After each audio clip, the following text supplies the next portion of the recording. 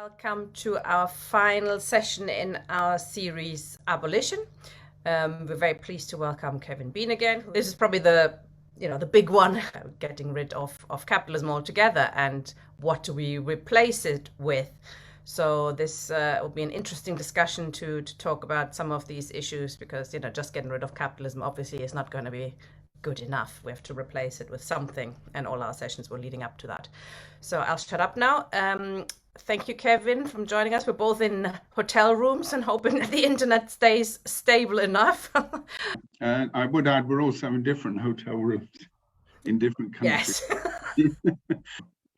Okay, thanks, comrades, and thanks for coming along. It'll be an interesting discussion, I hope, this evening.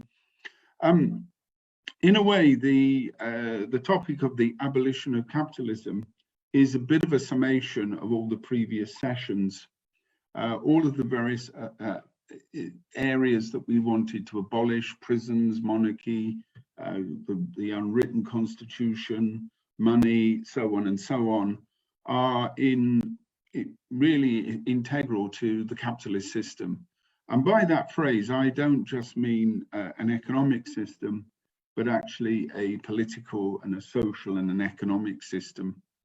So when we're talking about abolition, we're talking about transformation. We're talking about the sort of things that socialists of all stripes, since what we might think of as modern socialism developed in the 19th century, have committed themselves to.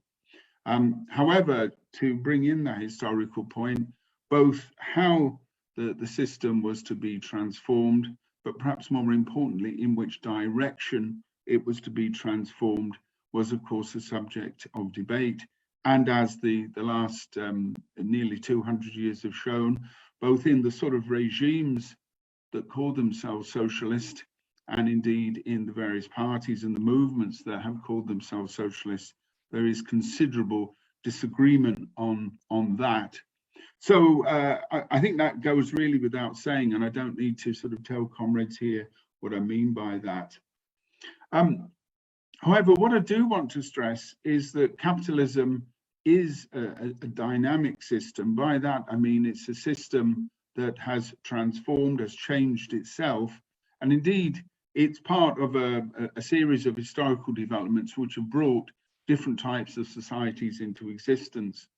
Again, I'm sure comrades are aware of this, but it's quite important to sort of stress that in human history, there have been different types of society. The form of capitalism that we have is not only not eternal, but indeed over the course of our own lifetimes, the nature of that capitalism has changed, both in terms of the relative power of particular states and particular capitalist societies, but even the form of that.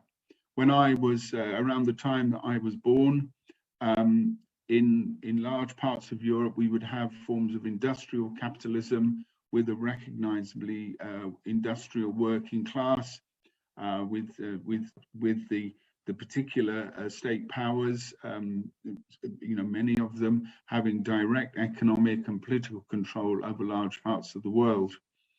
But now, some nearly 70 years later, we have shifts of economic and social power, both within capitalist societies, but also between different societies as well. And I think it's that idea of change that's very important, because I think the idea of transforming capitalism is in a sense inherent in capitalism itself. Marx, who began to investigate this question, saw capitalism as a society that was undergoing change, and from within that pattern of change he saw the possibilities not only of its change but also of its transcendence. Perhaps because I'm in Germany, and in many ways this reflects German philosophy that Marx was saturated with, but also this idea that within a society the new form of society can actually emerge, or indeed is actually inherent in that society. That's not just an idea that Marx had. I mean, it's very familiar, it was very familiar to philosophers and to political theorists from the time of the Greeks onwards. So I think if we're looking at the idea of transforming capitalism, we have to look at the features within capitalism, and then to look at those features which are both quote progressive, but also those which are retrograde and indeed which are now positively reactionary. I made the point about the change in capitalism over the last 70, indeed, I would say over the last 150 years or so. And writers on the left, and I'm going to use that in a very broad sense, as it would have been used in the years, say, before the First World War, could see that capitalism was undergoing change. And in predicting the World War, they saw that as a product not of a dynamic capitalism, but actually of a capitalism in decline.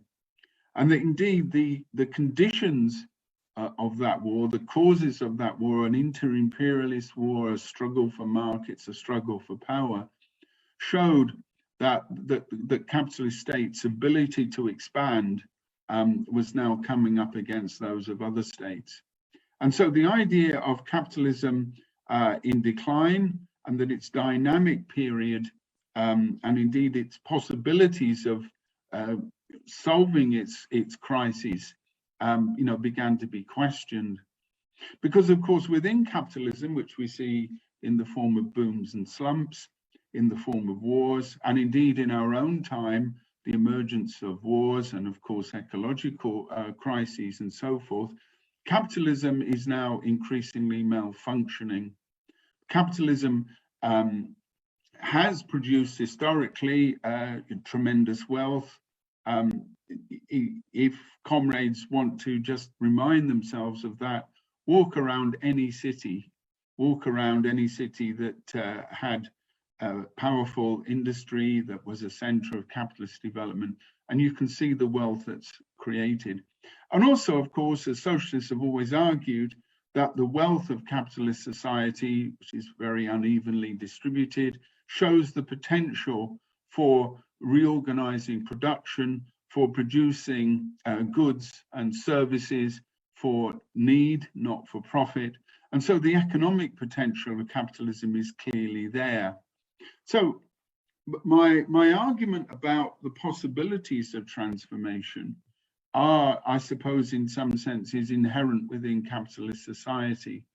And this, in particular, this idea of the contradictions of capitalist society between its potential, between what it's achieved, and indeed what it's still capable of achieving, in terms of expanding production.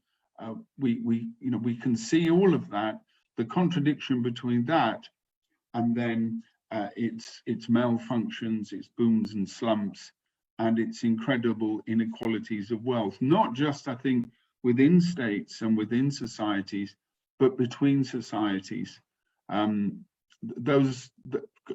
Comrades are very well aware that we that live in the relatively developed, wealthier countries have higher standards of living, and indeed that our economies rest on the exploitation and the imbalances between our economies and those in developing areas of the world.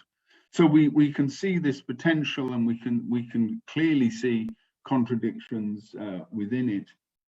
But of course, the key question is, how do we turn that potential? How do we intervene in that? How do we turn what are, in a sense, issues inherent in contemporary society, powers and forces that are inherent in contemporary society? How do we make those now socially useful and socially available? In other words, how do we transform society? How do we abolish capitalism? I've made the point at the beginning here that the transformation of capitalism, particularly the decline of industrial capitalism in Europe and in parts of the United States, the growth of finance and monopoly capitalism, in a way is moving us towards forms of social control of production. We already have monopolies, we already have concentrations of wealth and concentrations of production.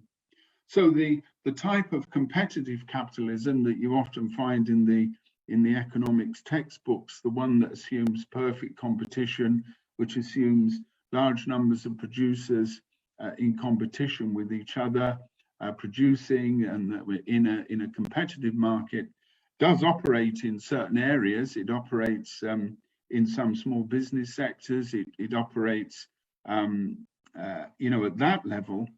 But in terms of the broad economy, both because of the power of multinational companies, but also of their relationship with the state, and indeed their control of large parts of the world economy, that type of competition is now very rare indeed.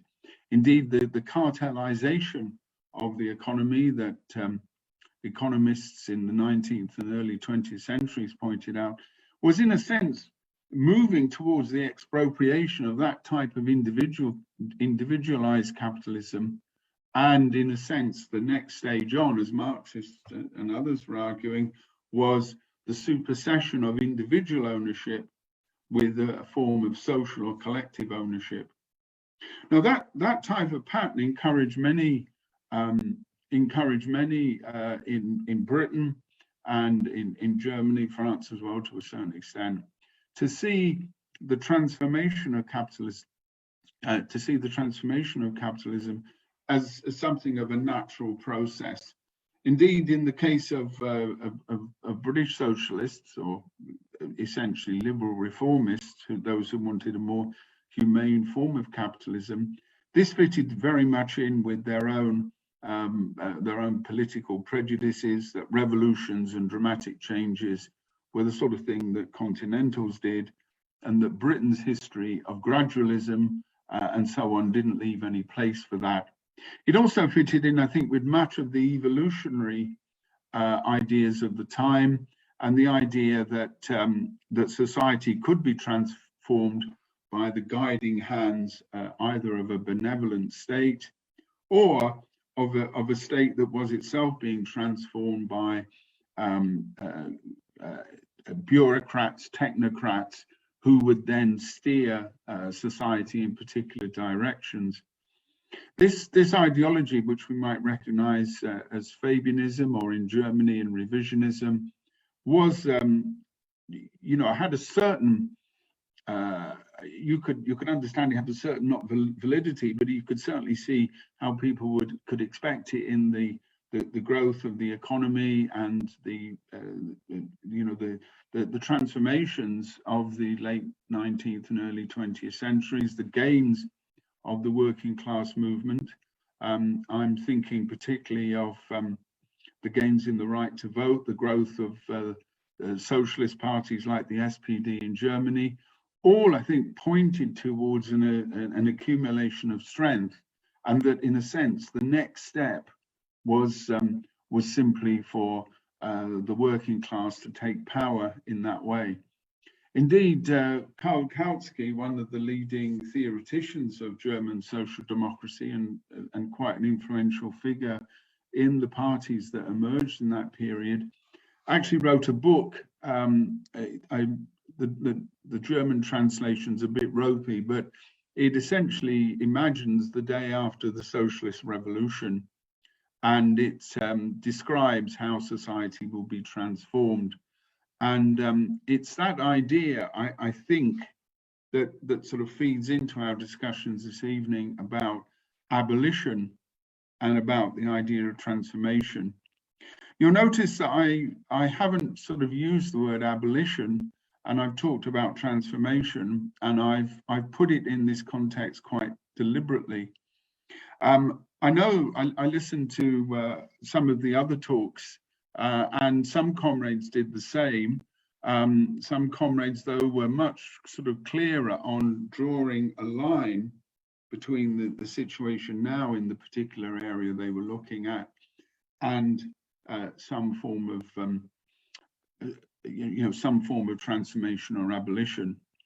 Well, why I set this in this wider context was not only to point to those structural and indeed what we might think of as objective factors in capitalist society that might well be, in a sense, tending in the direction of socialism, but also to think about those things that have prevented that happening. In other words, it's very clear that writers from even over 100 years ago could see the patterns of development in capitalist society, and indeed many of them expected its transformation. Many of them expected a revolutionary transformation in a fairly short time. So why hasn't that occurred, and does that point to some other factors that we need to take into account? Now, there's a tremendous amount of, I was going to say, revolutionary history. I mean, there's a tremendous amount of history between then and now, and I know that comrades on this call will be very well aware of it, and will be very well aware of the debates about the Russian Revolution, about the nature of the party, about the strategies to undertake. And I do want comrades to sort of draw on that, because it's very clear that although the working class does have the potential to transform society, the Russian Revolution proved that, as indeed did numerous revolutionary movements in the years after the First World War. And indeed, I would argue, after the Second World War as well, there are all sorts of possibilities. So many of the objective conditions exist, but I think it's looking at what we might refer to as the subjective, but also the nature of our own politics. In a sense, why have we and our forebears have failed, or why haven't we succeeded in the ways that we wanted to? I want to also think about the other issues of how we might, view capitalism, and indeed how we then might view socialism. I used a number of phrases to describe socialism. I talked about production for need. I talked about moving from the realm of necessity to the realm of freedom. And I suppose that I would describe socialism and its transformation to a higher form in terms of communism as really a fundamental break with the laws of the market, and in particular a society which has the working class rules in that society. And by the working class, I don't just mean the industrial workers, I mean those people who are exploited by capitalism, who do not own property, do not own the means of production. In other words, the vast majority of contemporary capitalist societies. So my definitions of socialism turn on that. They're not about particular reforms or measures on the way there. They're not above all about whether it's a case of higher wages or different types of houses and so on. I am talking about something that's perhaps much more fundamental, and in that sense, the transformation, the transformative, and I keep on coming back to this word, that is really a radical departure, just as much a radical departure as capitalism was from feudalism, and indeed feudalism was from classical antiquity. So this, I think, is not really about the policies for a Labour government. It's not just about whether trade unions should strike in particular ways. It's not also, I think, although these are very important questions, it's not also about everyday politics in that sense. It's also about what we're really aiming for. Now, this certainly in terms of the European socialist tradition was very much in contrast to utopianism and to a type of wish list. Comrades all know the phrase, it's sort of bandied around all the time, but Marx said he didn't want to design the cook shops of the future. And there were all sorts of social improvers, all sorts of quite, genuinely committed people who wanted to change society, who came up with wonderful blueprints. We call them utopias after Thomas More's 1518 account of an ideal society. And the argument is that we don't have a blueprint which we then present. In the case of Robert Owen, he presented his blueprint to the British government, who surprisingly were not really very interested. Or likewise, we don't have a blueprint that we can go and set up some sort of new harmony or new community, and that people will then see how successful we are and will then want to try and do it. A bit like that Channel 4 series about being an Amish in Devon. We're not really talking about that. What we're talking about is the potential for transformation, and then the dynamics within our society, which particularly focus on the working class as the agents of that change. Now, Marx and indeed the wider socialist movement alighted on the working class because it was potentially the universal class, that unlike other classes in capitalist society, it didn't own property, it didn't have an interest in the maintenance of that system. And so if we see the supersession of capitalism, its abolition, in that way, then we see it as representing a transformation that is on behalf of all humanity, not just the replacement of one dominant class by another. So Marxists recognized the proletariat as the universal class. They didn't just alight on the working class because they were exploited. They saw the way that capitalist society and capitalism was producing this new class. So our focus has to be, I think, on the type of politics of the working class, and in particular, as I've said, the idea of self-government, self-rule, and above all, the democratic control of the new society by the working class. But it also means that we as socialists have to build that movement. We have not just to rely upon, I think, two factors. One is an idea that the working class will, in a sense, inevitably arrive spontaneously or in other ways. Again, comrades will be aware of the discussions within European and world socialism on that language, and it'd be very useful, I think, to take that up in the discussion. But it will not simply be a case of inevitability. It will not simply be that the conditions of capitalism will engender a particular type of politics. It's very clear that under capitalism, you can get all sorts of movements. You can get all sorts of protests. Those protests can even go to the level of uprisings and so on. Again, history of the last couple of hundred years shows that. But what I think we need are forms of politics which point the way to the future. It isn't just enough, I think, to rely upon spontaneous protests. For example, the current cost of living crisis across Europe will lead to protests and demonstrations. But will it lead to a particular type of socialist consciousness? Will it lead to people seeing the need to transform society, unless there are socialists and others pointing that out and indeed showing the particular type of politics that might arrive in that way? The other one, the other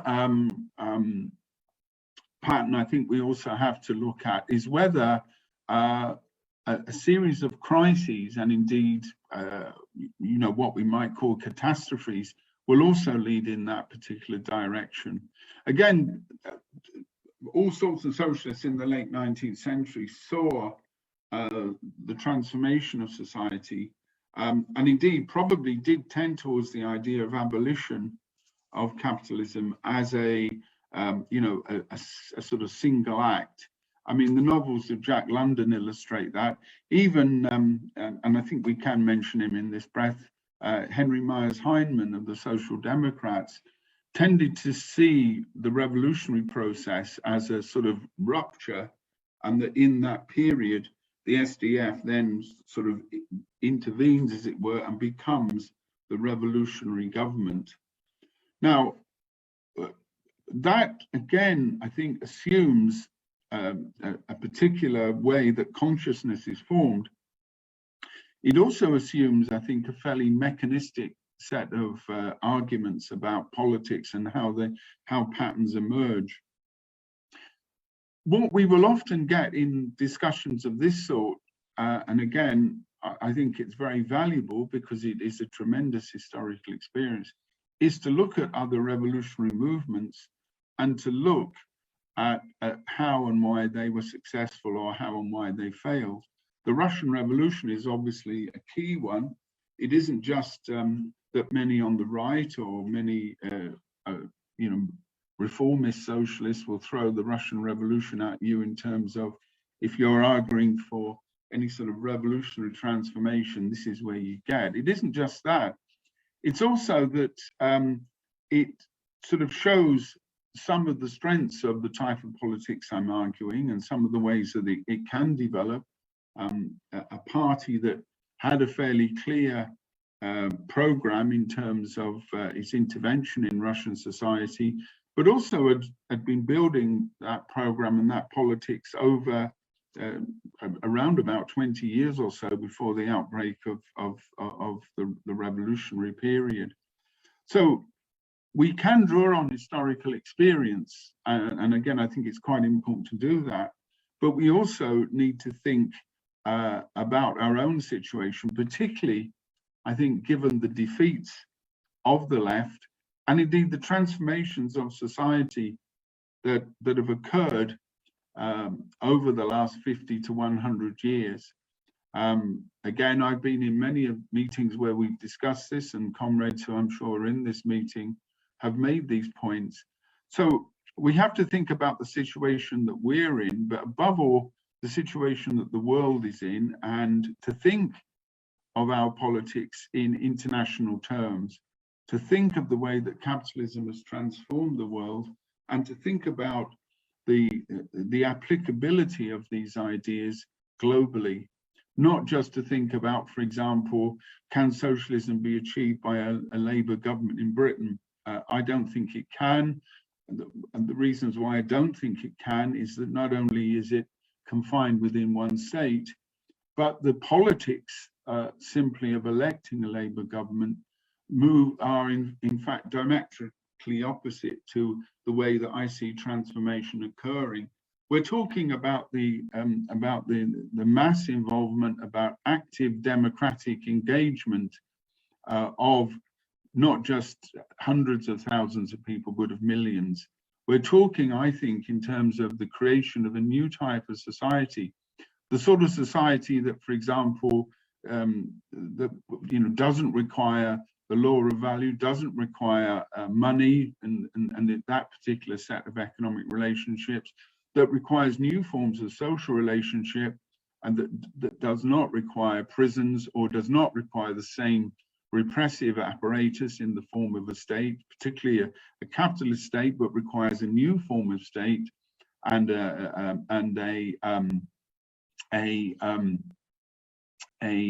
new forms of government. That is truly revolutionary and transformative. That is not simply about voting.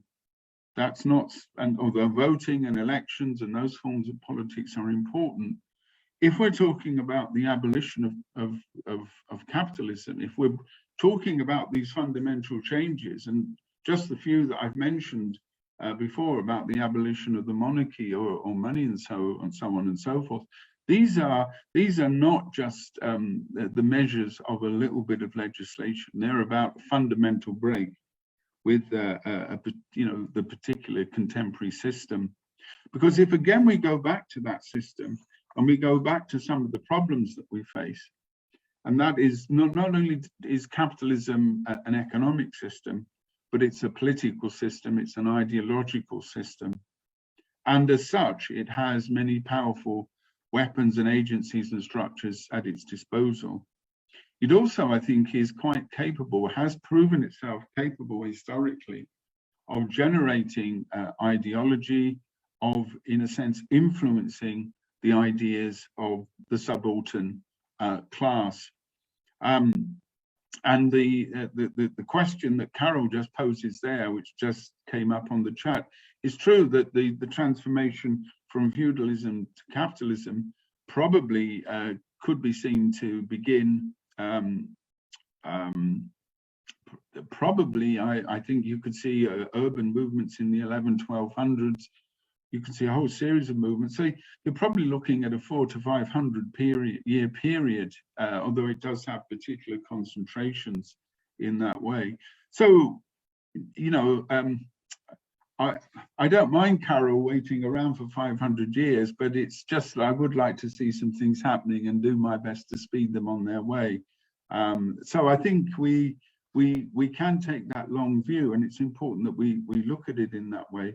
But it's also important that we establish some of the boundaries and the natures of those politics here and now, because we've had plenty of opportunities in the last 100 to 150 years.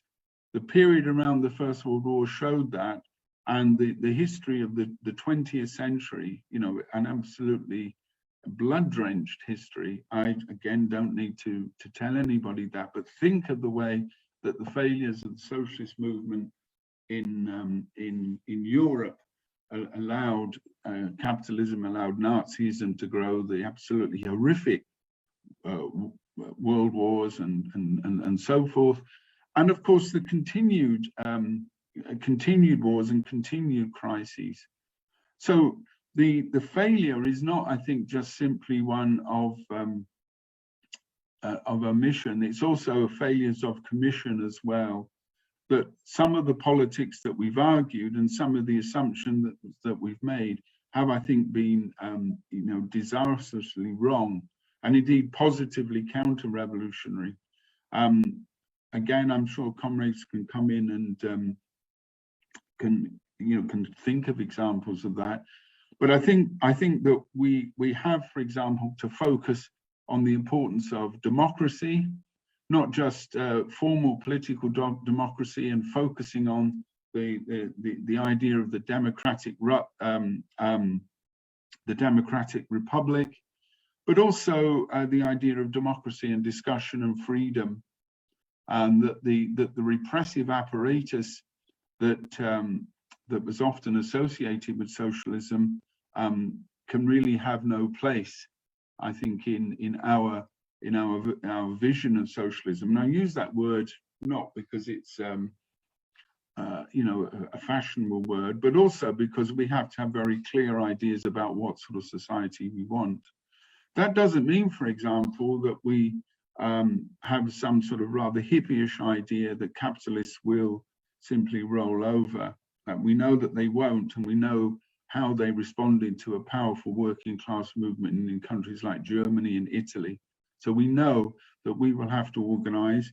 We also know that in any socialist revolution, there will need to be a state, and that state will need to organize society, but it will be democratic. And it, again, our conceptions have to be those based upon mass involvement. In fact, the self-organization of the working class, not simply as spear carriers, but actually not just accepting things from leaders, but indeed of a radically different type of democratic politics. I keep on emphasizing that, but I don't think that can be underplayed. The other point on abolition as well is that the experience of the Russian Revolution, and indeed other movements, is that abolition, in the sense of ending the law of value suddenly, quickly, I think is not really an option. I don't want to get into the particular details of the Russian Revolution, but Lenin and the Bolsheviks, as indeed most socialists in the 19th and early 20th centuries understood, didn't see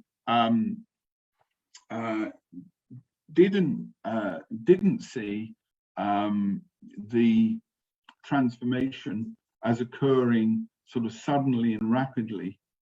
Indeed, war communism and the emergency measures, the emergency economic measures that were taken were a response to a particular crisis, particularly the war of intervention, the economic effects of the First World War. In other words, they were emergency measures. If you look at Lenin's writings, even in the very first months of the revolution, particularly the pamphlet on, can the Bolsheviks retain state power, he sees a much, I nearly said gradual, but it in many senses is, a period in which the lower of value still obtains, and in which the state, the worker state, does have supervision over the economy. The workers have supervision, workers control over capitalists. But in the situation that Russia's in that period, he foresees that the patterns of transformation will be much longer. In terms of developed economies and societies like those in Europe, even there, where there's a high cultural level in the working class, a high degree of organization, the division of labor, and in particular the existence of the middle class and so on, will mean that any patterns of transformation will again need to be, I think, that was it as it was understood then, would need to take some time. And the arguments weren't for sort of abolition a la, year zero. They were actually for, a much greater, longer period of time, particularly in terms, I think, of breaking down the division of labor, and in particular of raising the cultural level of the working class, and indeed of the form of state and the form of politics as being an educative one. Someone has put in the comment, and again, I can't really see the comments as they're going through, so I hope that I'm not breaking into this. Someone has said that essentially I'm arguing for education. Well, in many ways I am, but I'm looking at the transformation of the consciousness of the working class, and I believe that education, and I don't mean that in terms of classes, I mean that in terms of politics and in terms of propagating ideas. I see that as absolutely essential, because unless we can make socialists, unless we can build a socialist movement, then I think our policies, our perspectives have very little chance of success. And that, I think, is a much longer road, and indeed a much more serious road, a much more long-term road than often we think. And I think our historical experience of the last 150 years or so should have really taught us this. So I'm arguing for transformation, not immediate abolition, but in a sense, capitalism is already moving towards abolishing itself. It's creating the forces that will do that. Our job is to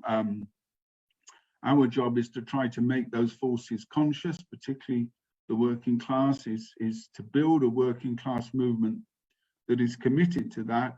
And that, of course, means that this process that we're involved in here with the LLA and with other political initiatives are part of that. It's a battle for ideas. It's a battle for ideas initially inside the labor movement, but it's perhaps more importantly to create a movement that can then establish that battle for ideas in wider society. And it's a battle that starts with the premise that capitalism can be transformed, that the forces are at our disposal, but we just need to make them conscious. The old the old socialist cartoons are showing the giant of labor as a Gulliver in Swift's Gulliver's Travels is, I think, still very appropriate. The working class is the overwhelming majority of society globally. It has tremendous potential, but that potential needs to be realized. It needs to be aware of its own strength.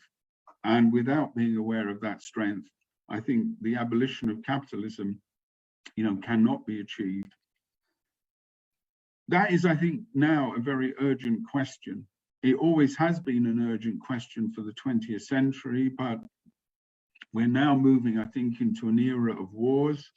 We're now moving, obviously, into a period of ecological crisis. And I don't think we have options of waiting in that sense, not that we ever did.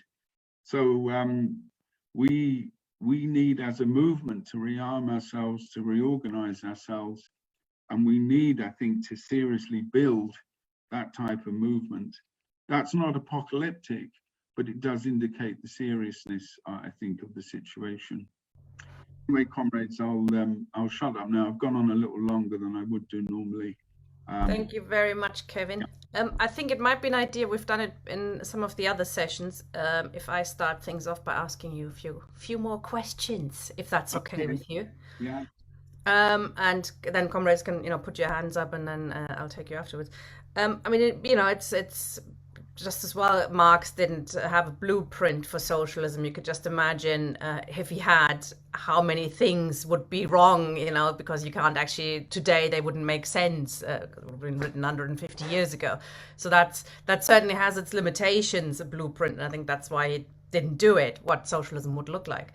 Having said that, I think the socialist movement could do with a few more inspirational outlines, ideas, sort of some of the key issues about what a socialism would look like to help us get there. Also to avoid things like, well, yes, it's a nice idea, but you can never have it because of human nature. Everybody is just too selfish, and you would have to be a totally selfless person for socialism to work. So do you know what I mean? It's sort of a program, an outline what socialism could be without being a total blueprint, I think could be quite helpful for the socialist movement. Do you agree with that, or do you think it's just not possible because it is a transformation, as you say? Well, I think I think socialists have come up with political programs, and we all know the debates, in the German socialist movement about the Gotha and the Erfurt program. We know, Trotsky's transitional demands. So socialists have often made specific demands, about housing or about wages and so forth, and have often, in various ways, attempted to point those towards a future socialist society. So, for example, that we have the potential to provide, housing, and we can, or we can provide everybody with work, and so on. So those are sort of programmatic points, and I think that's often put forward. And I mean, I think that's not necessarily what you're aiming for. No. I think we do, in a sense, we need to have that word of vision and inspiration. I mean, the early socialists did. I was looking at some posters today in a museum, which were sort of designed to show what socialism would look like. Now, it's not particularly my vision of socialism. It might have appealed in the 1890s. But what I think it was an argument was that society can be made and remade.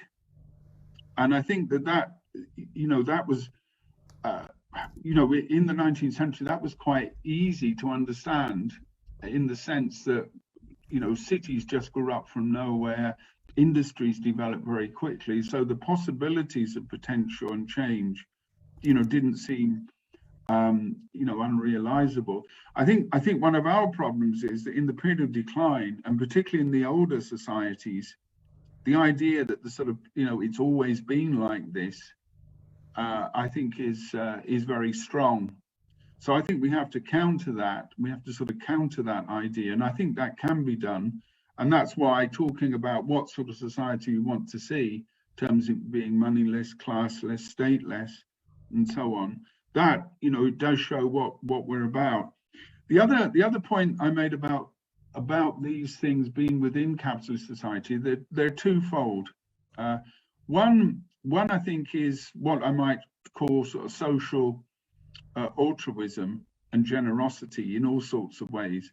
Now, I'm not saying that socialism is about, putting a few pennies in the tin when it comes around, but just think of the way that in society generally, all societies, relies upon social interaction and goodwill towards people.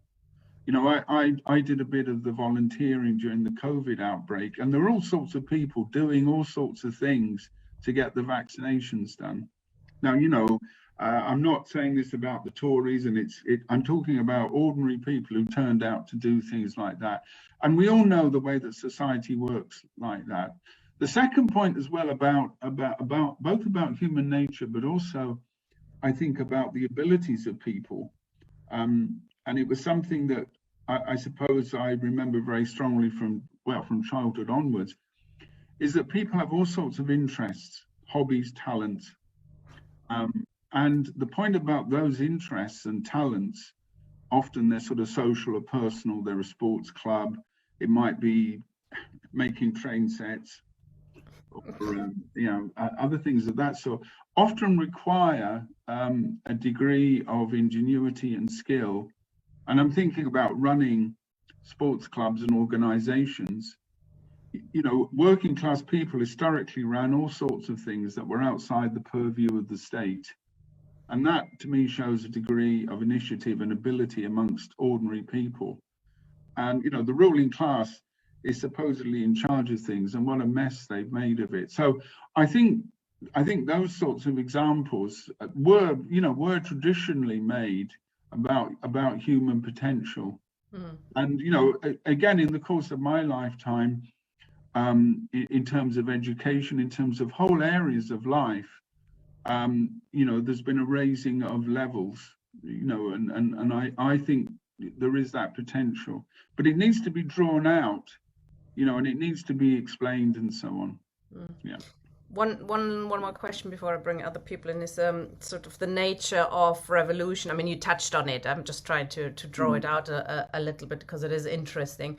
I do like the Chartist slogan, peacefully if we can, forcefully if we must, which does imply, how can you make peaceful revolution, which touches on what you were saying, i.e. it's actually a transformation. You need to win over the majority, don't you? But where do you see, how does that, is it a point? Is it a period? Is it both? You have a period where the working class has to become more conscious as a class of itself, for itself, and then you might have to have that kind of, that rupture, as you said, at some stage as well. Well, I think we only have history to go on. And I think that often in revolutions, bourgeois revolutions as well, that they often have been building up in a sense for a long time. The English historian Christopher Hill referred to a process in the 16th and the 17th century in England. And he has a phrase which he said about the stop in the mind. And he seemed to suggest that a long, rather, sorry to carry on mixing my metaphors, but a long period of the sort of the flood building up, and then it breaks through.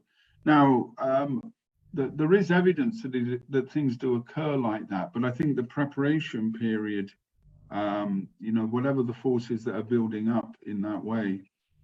In terms of in terms of the particular actions, I think that they can be quite sudden. And indeed, if we look at the French Revolution, or if we look at 1848, there is often a period of really quite intense politics. I seem to be full of old revolutionary cliches this evening, but the idea of a week in which 100 years happens, and then 100 years in which a week happens, does again seem to suggest that. I suppose under modern conditions, and again, we can only think about our experience in this century, I would expect a powerful movement to develop, and that movement, both through strikes, through protests, through parliamentary action, through a whole series of actions, but also through the creation of organizational forms, educational forms, press, media, and so on, would develop a strength, and that when again looking at the experience of revolutionary movements, they often, in the initial phases, when the movement is at its most powerful, they often overthrow the state, they often take power with relatively peacefully, and it's usually in the counter-revolutionary phase, and then often it's because the revolutionaries have been somewhat less than determined, or indeed have not particularly prepared for that. So I think on that historical basis, it would be possible to see revolution as a relatively short rupture, in a sense, an abolition.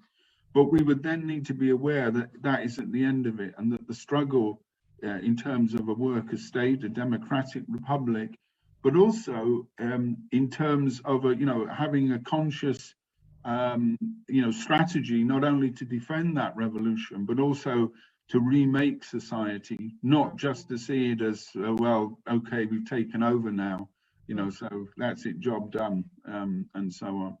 But I'm not really, I'm thinking of historical experience, and I'm also thinking of the potential of the working class in terms of the intermediate classes, which in previous revolutions could be mobilized. That isn't to say that counter-revolutionary forces couldn't be mobilized, but I think we're in a very in a different period. So I'm just hoping and waiting to see. It better come soon. Sure. I've got a few more years left. Yeah. I think when what's her name from the Radical Anthropology group, Camilla Power and Chris Knight, when they were talking, I think they made some very good points about, once you've had the revolution, you have to keep remaking, and you have to keep fighting for it, and it'll be changing. It's not over. There isn't just one point and that's done. You have to constantly. You've muted yourself. Yeah, it's normally other people who shut me up. I think you're right, and I think it's actually to see it as a process as well, and a conscious process. Again, it's the historical experience of not socialist revolution, well, not enough socialist revolutions, but actually a bourgeois revolutions, has that character as well, that capitalism transforms itself and forces arise, and so it isn't just a case of sort of job done. I mean, the 500 years that I was talking about is partly a series of failed revolutions, but also of in some senses partial revolutions, partial victories. Steve Freeman and other comrades and I will be looking at in terms of Britain in some ways. So I think I think you're right, and I think the radical anthropology stuff on prehistoric societies is actually quite important. I don't know enough really to comment on that, but that does tend to move away from the idea of a universal eternal human nature, which is why Marx and Engels were particularly interested in that type of work. So yeah. Thanks, Kevin. I'm going to bring in Cheryl now. Cheryl, sorry. It's okay. Yeah, I suppose my question is this, is that, talking about revolution at the moment seems kind of almost an abstract notion, given that we've had, given that we've got a Tory majority, and that, that was brought about by often former communities up north, in particular, like voting Tory, where they'd never voted Tory in the past. I'm not sure whether, because of the cost of living crisis, that people are going to have a wake-up call. But it sometimes astonishes me how communities that were previous, I mean, me from being from Derbyshire, my grandfather being a miner, how previous communities up north, like in Chesterfield, etc., voted Tory. And I know that's a lot to do with, you know, the whole Brexit issue. And it's even more depressing with Starmer, who seems to have completely sold out the left whole stock and barrel to have any hope in the Labour Party. Whether or not, you know, like literally people are starving to death at the moment, aren't they? You know, without food banks. And I'm kind of thinking, you know, the working class seem to be battered into the ground, I suppose. So my question really is, how do you see, you know, what are the sparks of hope for change? Because it's quite difficult, I think, well, for me anyway, to hold on to hope that there will be any positive change. And, you know, in a working class movement, to bring about, you know, an overthrow of this sort of Tory, really right-wing regime that really has disdain for working class people. Yeah, so that was my question. Thanks, Cheryl. I have a similar question to Kevin. Maybe you can answer them both at the same time, which is, you know, the relationship between crisis and revolution. Again, you touched on it, you know, in a sense of there's no inevitability either way.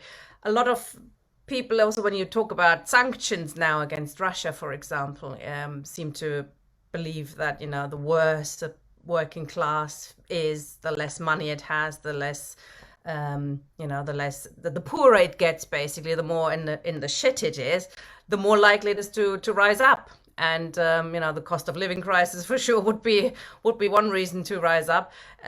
You know, internationally, wheat prices are going through the roof. A lot of people thinking a new famine is coming because of the sanction against Russia and what it means on food prices, etc.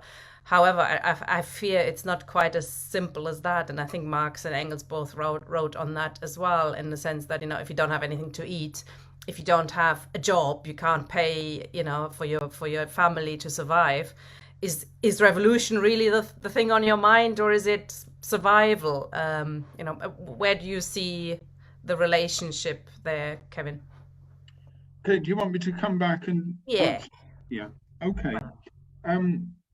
Well, I think I did say quite deliberately that I don't think there is a sort of automatic pattern of crisis leading to revolutionary movements. In fact, I might even argue that often those sorts of crises throw up protest movements, but they can then just become sort of, you know, rather disorganized, spontaneous, rather sort of wild outpourings. The thing that always strikes me is that a movement, any sort of movement that is successful, has a certain degree of self-confidence and coherence. And again, the socialist movement, not in Europe certainly, and you know, I include Britain in that, was often based upon those groups of workers who'd won victories, both in organized form or indeed, you know, had gained a certain position in society. In other words, it requires a degree of confidence, I think, rather than simply seeing a sort of, you know, the crack of the whip. I don't think there's much historical evidence that the starving masses are the ones who carry out revolutionary movements. It's often those who have sort of a sense of the future and the sense of their own confidence and their own abilities. You know, the movements that, for example, opposed the First World War, both in Britain and Germany, were not amongst some of the most poorly organized workers. They were amongst engineering workers who were quite well paid, had a long tradition of self-organization and education, and actually were aware of their power. They were aware that, for example, they could run the factory, and indeed they did in many ways. Without them, the factory didn't run. The recent protest movements, and Tina refers to the question of wheat prices, movements in the Arab world, for example, were very powerful and very potent as protest movements. They often destabilized the state, but what they didn't throw up was a particular type of politics that could have made anything of that. And I think that I would say that that there isn't an automatic causation. Some groups of workers, again, historically, did organize themselves, did win victories, and then acquired, particular power. The miners are a good example, and Cheryl, refers to the miners. The miners did secure good conditions for themselves, but it's through a series of battles and through building confidence in that sense. And that's where I sort of come back to this idea of, sparks of hope and so on and so forth. I mean, all the things that Cheryl says about people voting for the Tories. I mean, I live in Northern England, and indeed, I'm very well aware of that. Although I think there's been a degree of exaggeration, I don't think people have suddenly gone over lock, stock and barrel to the Tories. But even if they had, the fact is that, who or what is responsible for that? I mean, the Labour leadership, the failure of the Labour movement to offer any alternative, to offer that, if we're confident in our politics, then I think, we can win people to them. But our movement, for a number of years hasn't actually attempted that. And I think, we have to start that fight back in that way. I think that there will be protests in any number of countries about the cost of living. I think there will be, movements developing, but those will still remain only at the level of protest unless we start to offer alternatives. And that's really what I'm talking about here. I think there is that potential. And I don't minimize the difficulties. I don't need, to be told that. I know that. I'm very well aware of it.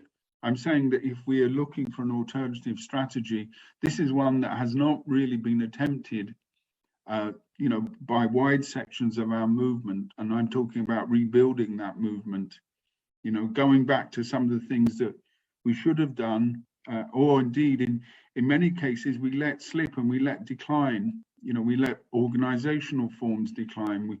We let our media go. We need to build our media, the sort of thing that Tina does with the television, or people do with papers and so on. These are what we should be doing. It's not a quick fix, and and I don't think things will be transformed in that way. But it is better to do that, I think, than simply to give up. And I'm sure that Cheryl's not doing that. I mean, I know that she's seeing the difficulties, and I don't downplay them.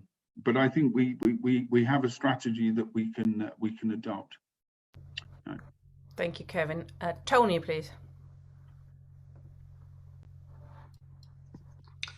Yes, thank you. Again, an interesting and wide-ranging contribution.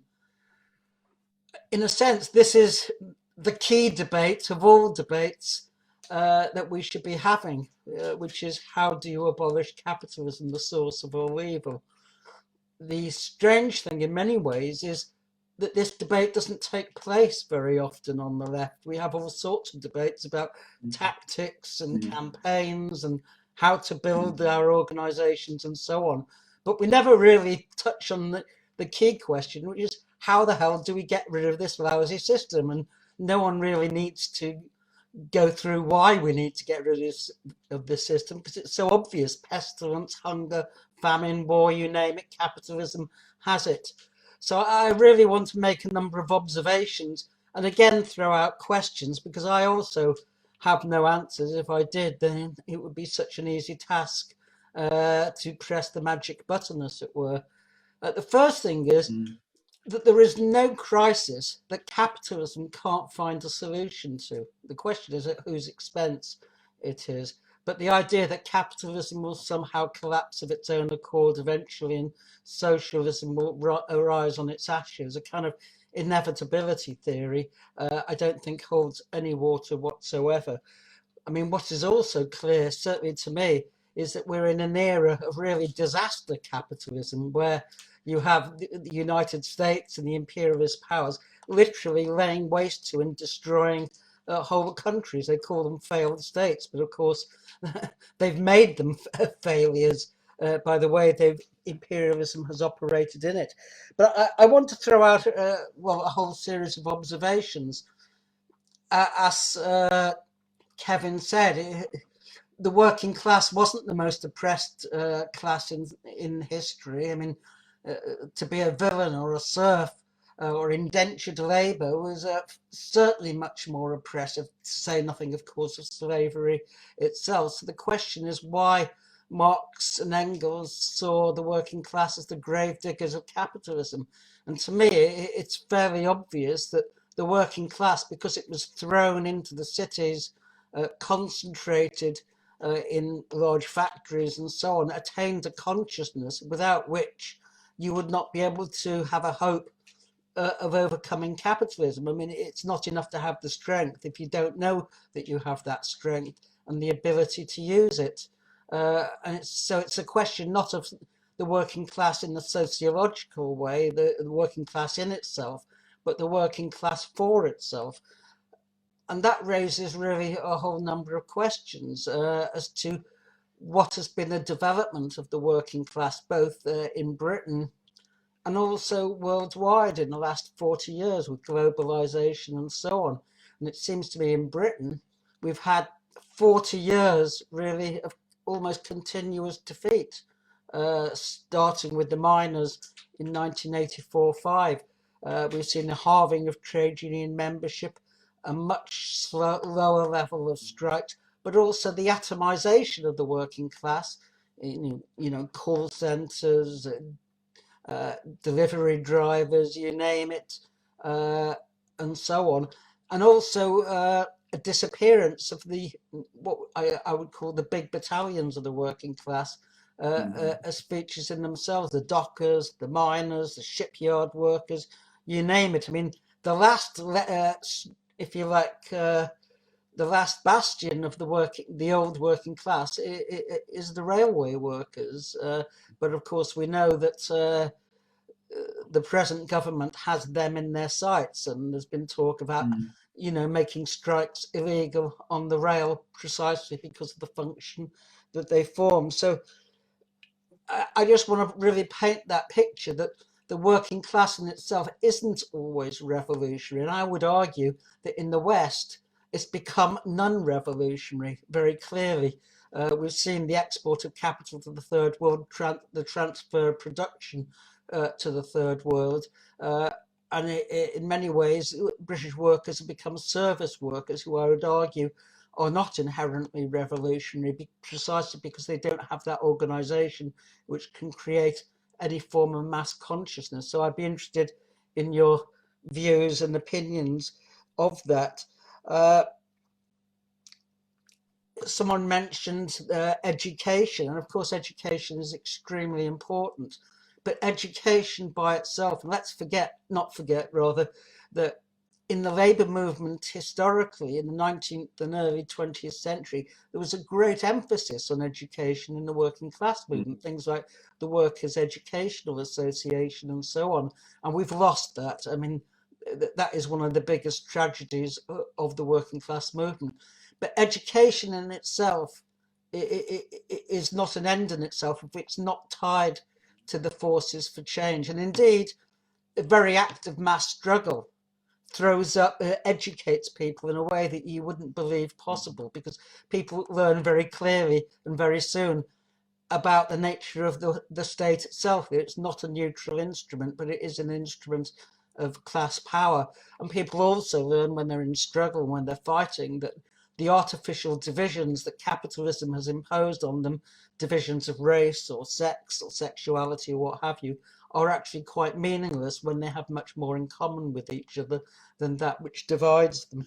I just want to say really that we have seen a failure of the left, not least the British left, but certainly a failure of the left, where you have a myriad of groups with absolutely no base of the working class who are arguing very much like theologians used to do about how many angels you can get on a pinhead, as it were. Abstract debates which have no correspondence with reality. And this has unfortunately been the left, that people are more interested in what divides them than what unites them. And we've had it accompanying that, and it's one of the trends I see, is a collapse generally of social democracy. I mean, you see in France today, there's a possibility that Marine Le Pen will win outright the presidency. And if so, that can only because those who formerly were part of the Communist Party or supported what was a strong Communist Party in France have gone over to the far right. And the same is true in Italy as well,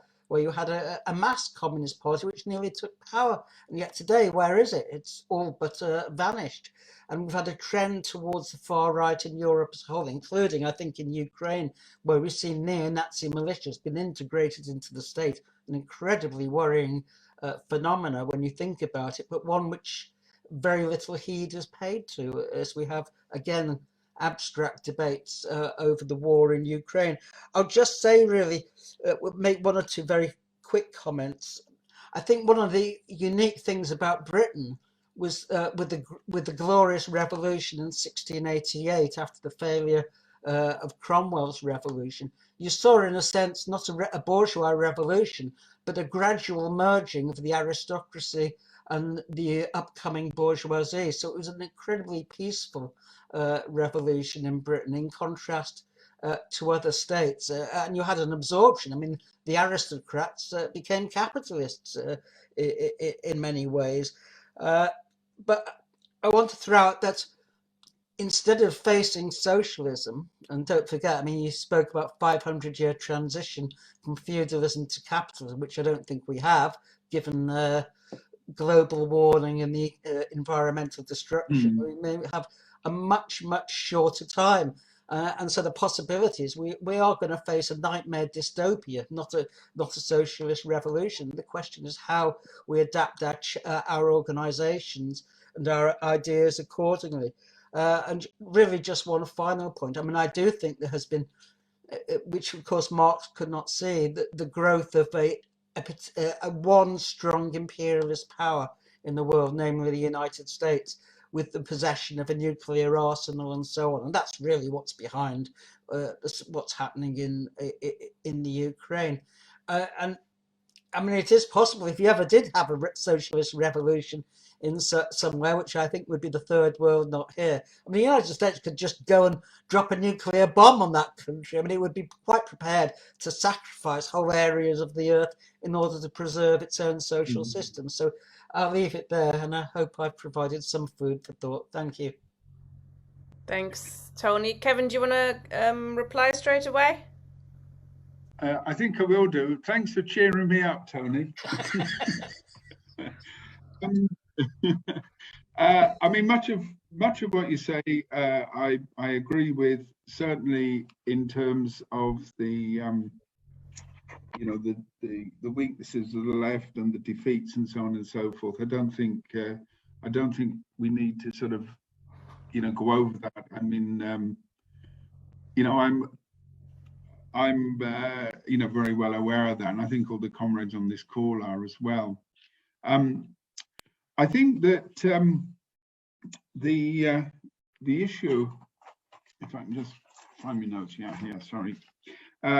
I think one of the issues you pose is one that was, I think, quite apparent, in the 1890s, and I think it has become more apparent about the issue of socialism and barbarism, which I think isn't just a slogan anymore. I mean, the ecological question, which is sort of in the back of our minds, although I mean it's increasingly to the fore, but also the the nature of wars and indeed the the potential for widespread destruction, and the horrors of war, which are accelerating. So I think that the idea of crisis and then what that throws up to us, I think you've argued reasonably there that there is no inevitability. I mean, but Marx in the Communist Manifesto talks about class struggle, but he talks about that the class struggle may not be resolved. It may not lead to particular victories, and it may lead, in that memorable phrase, to the ruin, the common ruin of the contending classes, and the technologies and the so forth of capitalism certainly throw that up in that way. But I think in that sense that makes it all the more, all the more important for us to argue about the seriousness of this situation. One thing I would slightly disagree with on Tony is Marx's his definition there of Marx's idea of the working class as the universal class. I mean, he does argue that because it's a new class, and he says that sociologically their position is one in which, unlike the previous classes, they can, in a sense, take the lead in society. Both their social conditions pose that, but also because of the way that capitalism is developing. And I think that is still true globally. And that is that globally, capitalism is revolutionizing new areas of the world. It's the economies in Africa, economies such as in Nigeria, in parts of Southeastern Asia, of China itself, of course, do in a sense show this revolutionary movement around the world. But the question then is the same sort of question that Marx was posing in the 19th century, and that is about the development of a conscious political movement. Now, it's a loose analogy, and I don't want to think in terms of historical parallels, but it is, I suppose, in some senses, the position that the left finds itself in, and the organized working class movement finds itself in, is not unlike that of the 1860s, where there are small scattered groups of socialists, and these are weak and fragmented and so forth. And I think that we are in that situation. I think we've really got to think of ourselves as rebuilding that movement, and that's the sort of seriousness of it. I don't think it's just a case of going back and looking for some sort of golden secret, some sort of philosopher's stone. I do think it is looking at the nature of society, looking at those developments and looking at it globally, which is why Tony's point about the relationship of the different working classes, I think, is an important one. The argument about whether the working class in Europe has, in a sense, any revolutionary role, whether it forms a labor aristocracy or whether it, through its new service economy, has in a sense, as passed it by. I think it's quite an old one, and I think that if we look at the position of the working class in the developed economies, they are still sufficiently powerful and important. They still have that role in the world economy, and Tony is of course right about the decline of the working class movement. I mean, where I'm sitting at the moment in this city, the social democratic movement in the years before the First World War was gaining 50+% of the votes.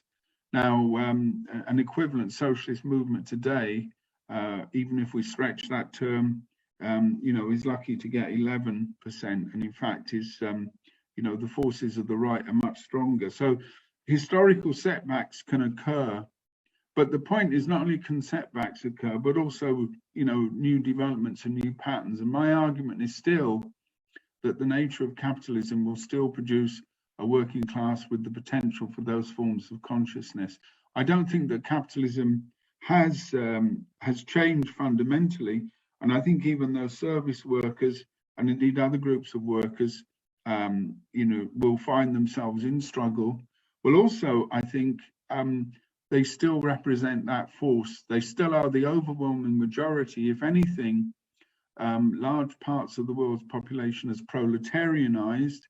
White collar workers who, formed a middle class and intermediate class are becoming more proletarian. So we do have that contradiction. I agree there is a contradiction there. So the potential is there, and in many ways there's more potential in that sense than has been the case before. But the question now is the sort of movement that we can build for that. Your point on education is also well made, Tony. By the way, I wouldn't include the Workers' Education Association, which in some ways was established as a sort of counter to the more militant groups like the National Council of Labour Colleges and the Plebs League. And those were people who saw education and ideas as being the basis of politics and of organisation. So they had a perspective of developing ideas. I think that's probably the key point, and I don't think that you and I disagree on it. It may just be a difference of emphasis. I think that ideas are important, and I think that the sort of satirical references to Monty Python that often come up do everybody a disservice. I mean, they're a particularly cynical way of decrying political differences. I think the point is that debate about strategy and ideas is important, and those movements that have been successful, and I mean bourgeois movements as well, that have been successful in transforming their society, have had a conscious project. And we need to have that conscious project, and one of the ways that we have it is to debate and to argue. And Tony is right that we have very few occasions when we're actually talking as we are tonight. I mean, the LLA does a lot of this all the time, and other comrades here, do a lot of this. And it's not a criticism, but when you think about, the wider movement, we're not having these discussions. We're often, focused too much on the movement itself. We're often focused on protest, on particular mobilizations. And I think that discussing our ideas, discussing theory, and the sort of issues that we're talking about will arm us. It will give us ideas that we can take out. I've learned already stuff this evening that is going to influence how I'm going to argue. With questions that comrades have put to me have made me think, and I hope that that I've been doing the same, even if it does seem depressing to be realistic. So I think it still comes back to the importance of ideas in a program. And as for the key question that you asked, Tony, I can give you the answer that there are 4,004 angels on the head of a pin, but it does depend on the size of the pin. And the size of the angels. Yeah. Charlotte, please. Right, I'm unmuted. Yeah, what interests me is socialist society. How big is it to be effective, and when does it grow too big? Is it when it becomes corrupt, in which case some would grow too big on 20 people? Is it when the leaders stop listening to society? Why would they feel they had to listen when nobody insists that they do? When they can get away for years without being able to find out what ordinary people think or want, or that they're starving. What sort of society would that be? We can see the society that was Russia, that was the Soviet Union. It was enormous, and eventually it toppled over. We know that the more capitalist inclined societies, all the empires, eventually fade and die, including all the religious empires. We've seen that in the history that remains to show us. So is it that society fails only when it stops working together? We're talking about things like a movement. Well, if the labour movement is this fiasco we currently have, what is that? Is that the best we can do? We used to have societies that were called unions, that actually large numbers of people in desperation belonged to try to better themselves and their conditions and stop their families starving and find a new house. And of course, the unions have taken a good kicking with a lot of the industry going. But it must be remembered that the reason for the unions at all was that people were marching solidly in multi-thousands for the whole of the 19th century. At some point there, I think around 1948, someone can correct me, there was a petition stated to be of 3 million signatures presented to Parliament. Before the days of phones or decent transport, they managed to do that. And the reason we had the unions after that was because of that buildup of desperation. But they were a form of society. People didn't live together. They didn't do the things like running a town and stuff, mainly.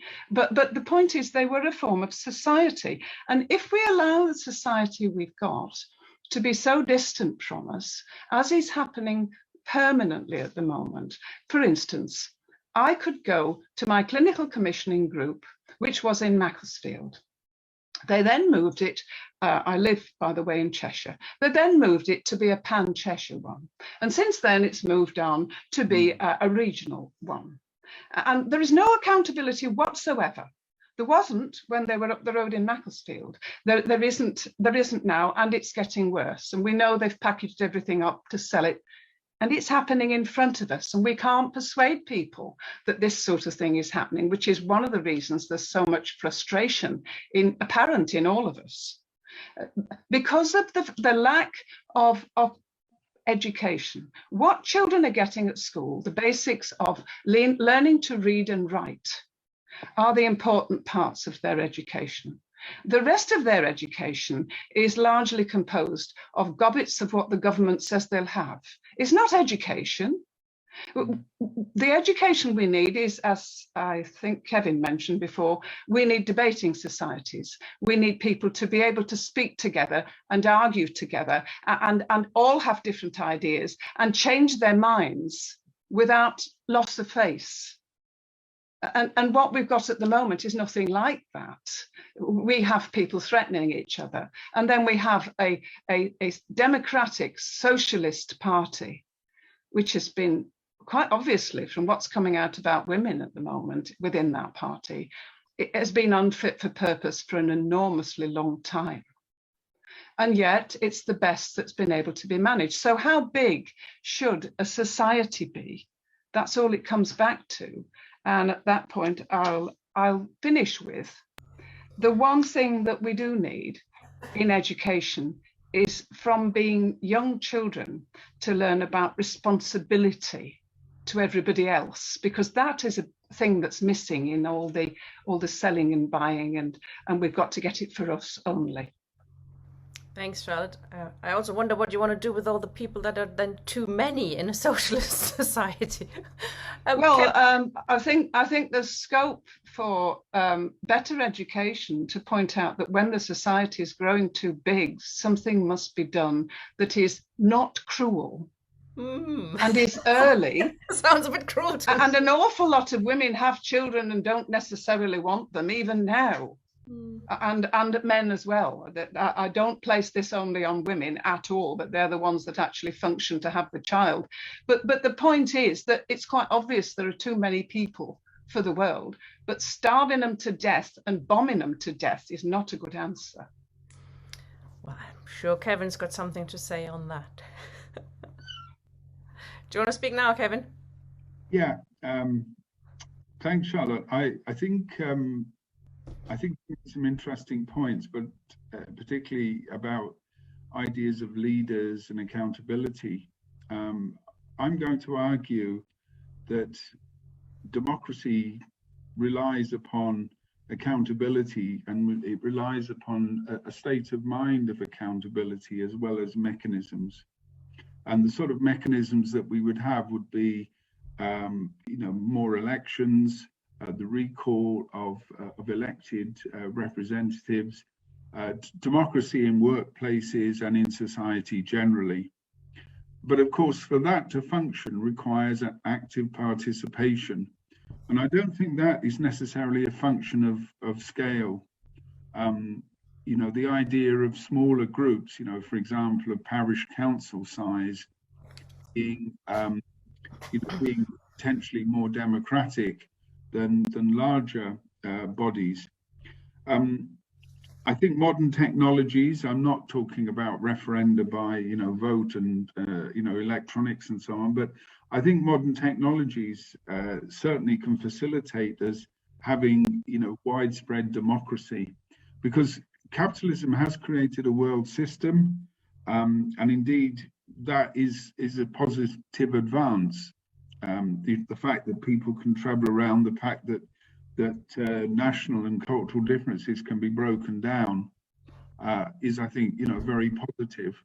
So I think the idea of sort of small scale communities, although it might have some attractions, I think it's, in many ways is a sort of slightly backward looking in that sense. But, the use of the idea of leaders, I think we have to move away from that idea. We have to look instead at, democracy and control and accountability in that way. I think also the issue of alienation that Charlotte refers to is a problem, and capitalism has created that. It's one of our major problems of how we build a new form of consciousness. We're having to fight against all the dynamics in capitalism that reduce that, but that means that we have to consciously do that. We can't, in a sense, assume any sort of inevitability. Your references to history, I think, are interesting because, again, the trade unions and indeed other political movements often rely upon not necessarily the most desperate and the most starving. They relied upon people who had a degree of confidence, they were articulate, they also had a degree of power, and they were prepared to use that power. And I think you were referring to the Chartist petition. And one of the interesting things about the Chartist movement was that capitalism actually facilitated that in the sense of bringing together large numbers of people in urban concentrations and giving them a sense of their power. But it also facilitated it in the sense of communications. It enabled people to travel around England speaking. It enabled the printing of newspapers and so on. So I think that capitalism often, when we talk about it producing its own gravediggers, it also produces technologies that could be in the service of society. I think the other point, and your emphasis on society is an important one, because we are social animals. We do live and work and cooperate and function together. And on that basis, it's not just natural, it's the way that we live. We do rely upon other people. And that building on that type of collective interest is essential. I mean, I'm not going to do it this evening because actually I wouldn't be capable of speaking the language, but I could go into a pub or somewhere and begin a political conversation. And any of the comrades here can go into all sorts of places and do. I know that comrades do. In other words, capitalism creates social bonds, and we have to then transform those social bonds. We have to point where they can lead, and the experience of the Chartists and the trade unions, points us in that particular direction. I do think when I use the word education, I mean, I'm talking about education in all sorts of ways. I'm in favor of it. I've been professionally employed in it for a long time. But I also see it as self-education, and I also think that we also need to link that education to particular aims of developing conscious socialists and indeed conscious citizens and conscious activists, and that is, you know, transformatory. And it has been done before. Just think of revolutionary situations where it's occurred. You know, because they've occurred, we tended to think that they were inevitable. But if you think of the great revolutionary movements, you know, just think of the odds that people faced, you know, and Charlotte's referred to the Chartists.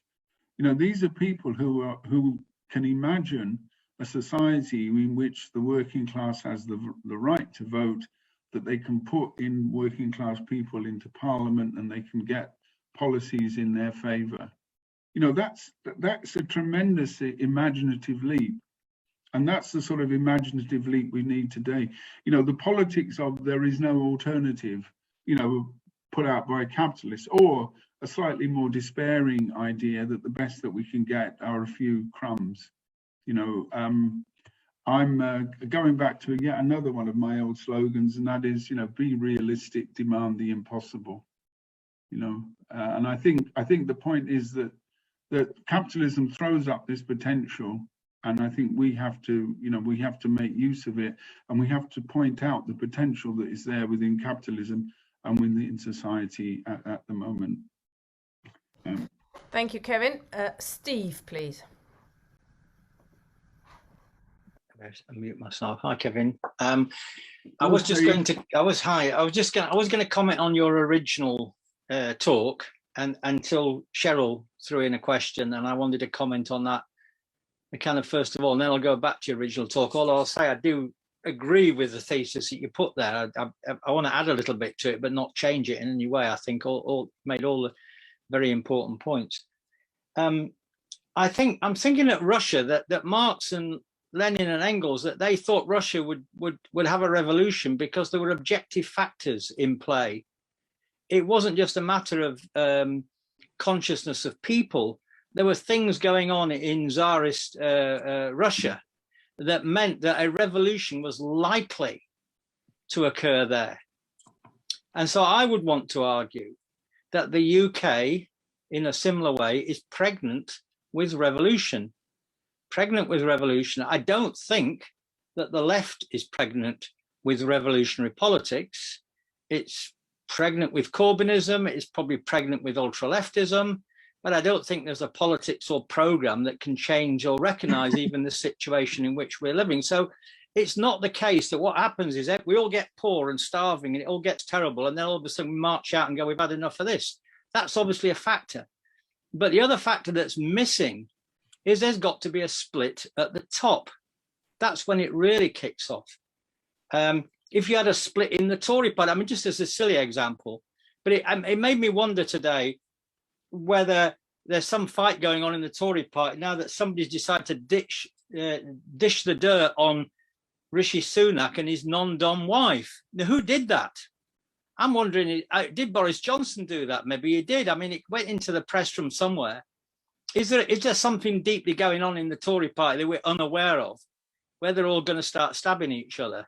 Now, that's the kind of circumstances when that sort of thing happens, then you get these other things. And if I give you another example, which is Brexit, which was really a split in the Tory party, it didn't really involve the population at all. It was basically a fight in the Tory party. Then they decided to have a referendum. Then they invited the rest of the people to get involved.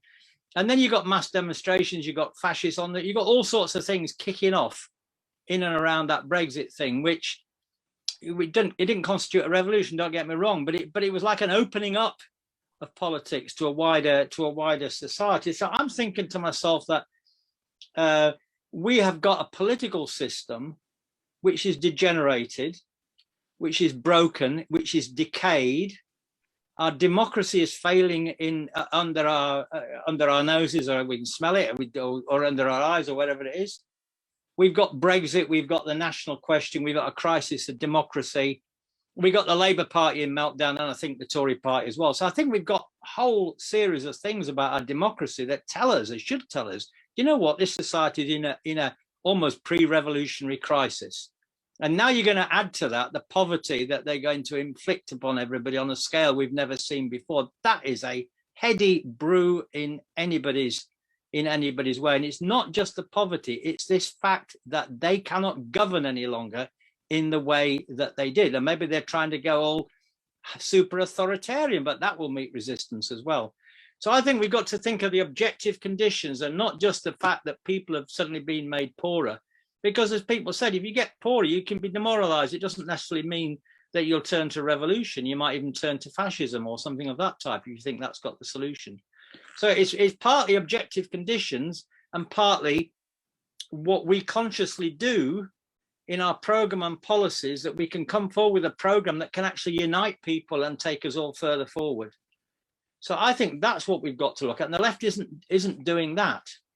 So let me park that for a minute, park that for a little bit and just go back to the original thing, because I want to make a couple of points about that, Kevin. So I sometimes think of the idea of communistic capitalism. We're living in a world of communistic capitalism, which seems a rather unlikely idea. But the idea is that communism is developing within, it's what you said, really, that communism is developing in certain weird ways within capitalism. So what we have to do is we have to find it because it's there, but we can't see it because it's heavily designed. One obvious way, or if you like, communism is inherent within capitalism. So obviously one way of that is the creation of the proletariat. Capitalism is creating this force, this working class objectively, that can transform it into something else. And then, of course, it's socializing the labor process. It's automating the labor processes, making it all possible for a few people to make more and more stuff. It's standardizing labor. It's doing a whole series of things to the labor process that make a different kind of society absolutely possible. Then it's creating big monopolies. It's creating multinational corporations that mean you can plan production on a global scale. It means we can have a world production system now, not the Soviet Union never had, but multinational corporations plan more than Stalinist Russia ever did on a kind of global scale. And then you've got state monopolies. And then the other things, just to say this, you've also got the things that you also referred to, Kevin, as well, that we've got things like elements of free labor, like with the internet, you can get music. We could have had all the music in the world for free on the internet, but it costs more or less nothing, a bit to make it, but it could be free. Now, of course, we don't get it free because the capitalists have turned it into property and they're renting it out to us. So we've got to buy it off them, keep buying off them all the time. But really, music could be free. Science could be free. All sorts of things could be. And of course, in open source communism, if you like, shows that people are sharing ideas and things are going outside the market process together. As a pensioner, I've got a travel pass, which means I can travel free around the transport system in London. That's a kind of little bit of communism within capitalism. And you gave your own examples of people doing various kinds of social labor, free labor, working here, working there. Obviously, you can't live if you haven't got some means of eating, but there's a lot of people that do give voluntary things and then they cooperate with other people, and you gave lots of examples. So that's what I mean about communism sort of existing within capitalism, but we have to highlight it. So it's not just about state ownership, it's about free labor, because free labor is labor that's not wage labor. And under communism, we'll get rid of wage labor, it seems to me, altogether. And then my final point, I think, would be this, that we have to think about this articulation between the national and the international. I think that how far can we go in one country? That's a big question. And I think that the point that we discovered is that we can't have socialism in one country. But what does that really mean? It means, in a way, that we cannot abolish the law of value in one country, because we cannot abolish the world market. The dictatorship of the world market cannot be abolished in one country. You could take yourself out of it a bit, but it'd probably still get you in the end, because it still exists on a global scale. That means that the dictatorship of world prices is there. The dictatorship of productivity is still going on and still imposing itself on any bit of the global market that breaks away and says, we're now socialist. they've got a real problem. So I think that you can't have socialism in one country, and you cannot abolish capitalism in one country. But that sounds a bit terrible. And what else can we do? I think that we can get a democracy in one country temporarily. I think that's what the Russian Revolution told us, that we can have a democratic republic, that we can have even what might be called the dictatorship of the proletariat, but a very democratic form of government. Now, that still wouldn't be socialism. I'd call it a democratic and social republic, but it would be a launch pad for something. It would say that, you know what, we can't survive in one country. Can you wind up now, comrade? Sorry. I'll wind up at that point. So that goes back to the national revolution, which is where I started. I've gone round in a circle now, Kevin. I've got back to revolution, democratic revolution in one country, but not socialism in one country. Thanks, Steve. We've got one more speaker. Do you want to hear? Do you want to come in now, Kevin, or hear Matthew first? I think I'll hear Matthew, because there was large parts of what Steve said I agreed with. There are a couple of disagreements. Fabulous. How do you follow that up? Yeah, I mean, I think the problem is obviously there's a whole series of things at play here. You know, and I don't agree with the point that we're back at the 1860s at all. I mean, I think obviously things have moved on a lot since then. You know, both in terms of the nature of the society. I mean, obviously the impact purely of the Russian Revolution itself, which of course is actually to blow a chunk out of the foundations of capitalism, which is unable to recover. You know, no question of that. And there are, you know, as I say, there's a series of factors you have to look at. I mean, obviously, first of all, which hasn't been mentioned, is the impact of Stalinism itself, as the conversion of the Soviet Union into this sort of counter-revolutionary force, which has actually obstructed revolutions over a whole period from the late 20s until the early 90s. I mean, you know, there should have been social overturns at the end of the Second World War. They were prevented deliberately, consciously by the Stalinists. You know, there should have been social overturns in a series of other places which were, consciously prevented by the Stalinists, and as a result, obviously, the working class suffered a series of massacres. You know, I mean, these things are not without cost. I mean, you know, the impact of these manoeuvres by the Stalinists was to kill millions of people. You know, many of them the finest people of the working class. I mean, it's a huge thing. There's that. That also, of course, the fact that the existence of Stalinism actually sustains social democracy. The fact that social democracy is now dying is merely, you know, an effect actually of the destruction of Stalinism itself. As well, I see, it's taken a bit longer, and you can quite easily see Corbynism actually as the last gasp of social democracy, and so in many ways. And I think, you know, the interesting thing about Corbynism, of course, is it wasn't social democratic. It was actually something else. It was actually people looking for something else beyond social democracy. People looking for things that went beyond, you know, certainly the forms of social democracy. And this is why they were so afraid of it. And now we see, obviously, the capitalist class attempting to shut down all forms of politics, effectively, and say, well, you know, you're not really allowed unless you conform to what we want. You know, and you know, under conditions, and I think the other thing, of course, is the gross crisis of the system.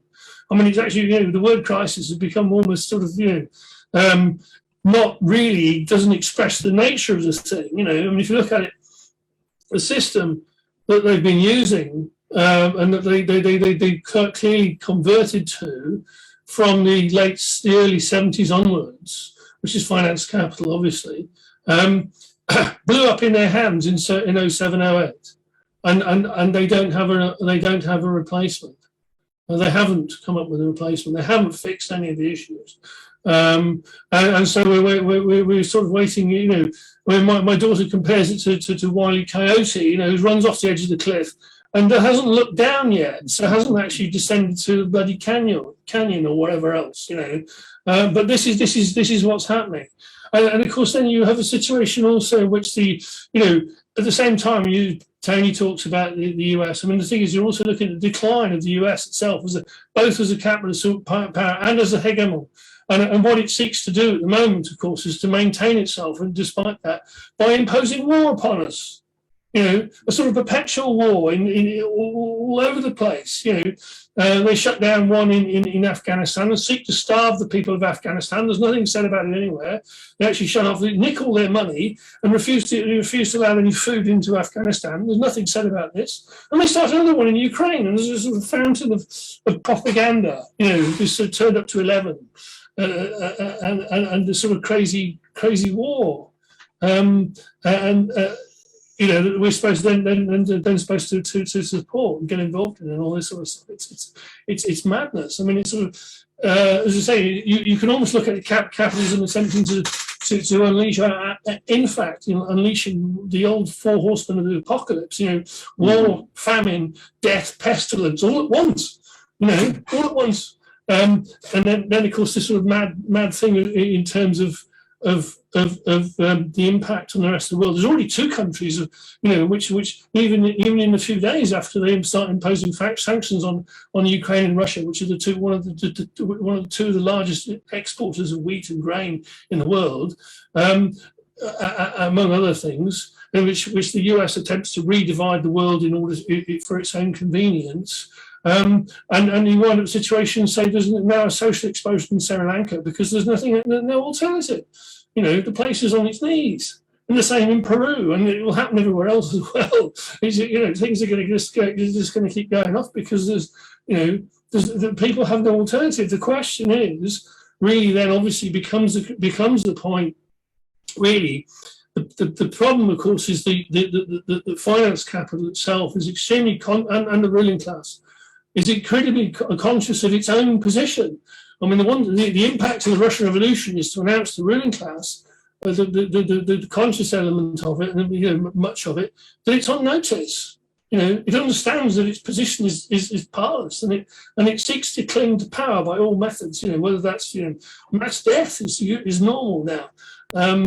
Sorry, comrade, can I ask you to wind up now? Yeah, okay. The thing is that it's then about the fact that its finance capital has managed also to do, as people have pointed out, to destroy much of the old structure of the working class, and this is a major problem in terms of the structures of the working class and the left.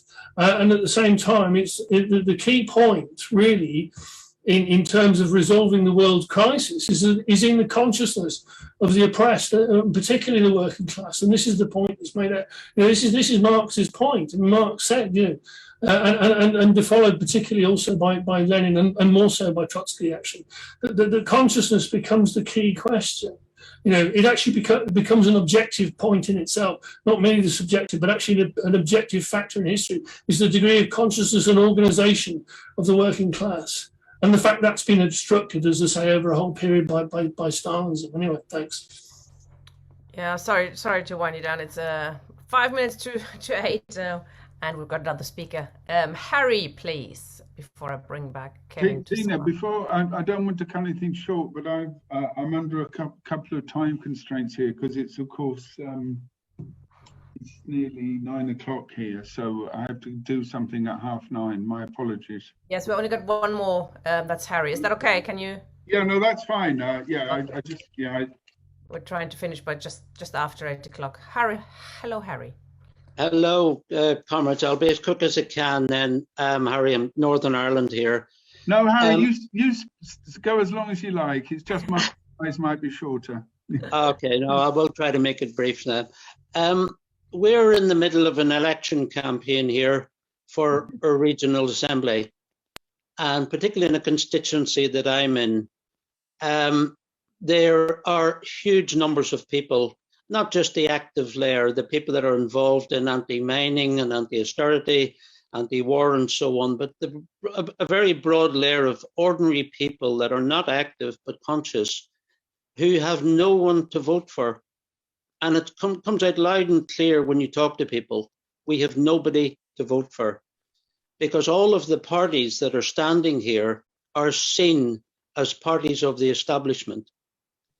And that says to me a very great deal about consciousness, is that people are looking for some way out, some alternative, And at the moment, it isn't there. It might have been there a few years ago with maybe the Labour Party and with Corbynism and something, but it's not there. And people are looking for an alternative. And I think that's something we need to be concentrating on. To me, the greatest failure or sadness that happened a number of years was the collapse of the CWI, because they built up a very educated movement, but also a very organized movement in ordinary working class areas, in the trade union movements and the mass working class parties. And for us to move forward, we're spending a lot of time certainly in educating the active layer of the working class, activists. We're not actually broadening out and expanding our education into the ordinary working class movement. But secondly, I think where we're failing is the organization. We need to organize, and we need a party, and we need a revolutionary party, and probably one revolutionary party, not two, not three, a revolutionary organization that will build and become organized within the layer of the working class. And that means developing kickers of the working class. People will take on a role in their workplaces, in their unions, and in the ordinary movements that develop outside. And I think that is where we're failing, organization. And that's where I think we've got to move forward to. We need a revolutionary organization, and we need it sharp with a program, but we need to spend time on that if we're really going to build an organization here and internationally, just like the militant did all throughout those decades before they made the serious mistakes. I think we need to go back to that. That's where I think our concentration lies. Thank you. Thank you, Harry. Easier said than done, I think. Maybe. Kevin, if you could sum up, that would be fantastic. Thank you. Well, thanks, comrades. I learned a lot this evening, and it's made me think about things. Questions were very penetrating and very useful. Just on Steve's points, in his sort of second section, as it were, I entirely agree, and I think we are singing from the same hymn sheet, particularly the idea of dynamics from within capitalism, not only producing the proletariat, but also producing the material conditions for socialism and communism globally. So I don't think there's a problem there. I did begin talking about the relationship between the objective and the subjective, and I suppose I spent more time on the subjective, partly because I wanted to emphasize what I think our politics should be. I mean, without various objective conditions, you can certainly imagine a different society. After all, Thomas More did that in 1518.